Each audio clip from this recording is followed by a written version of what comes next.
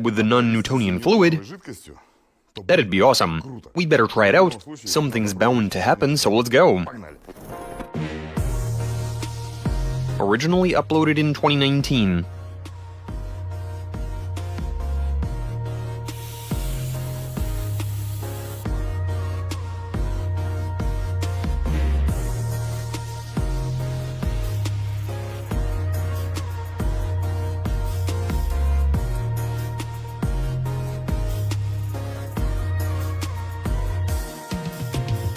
So far this has been going well. I have sucked the oil out, mixed a bit over half a bucket. Now we just need to find some sort of way to feed this stuff into the oil filler neck.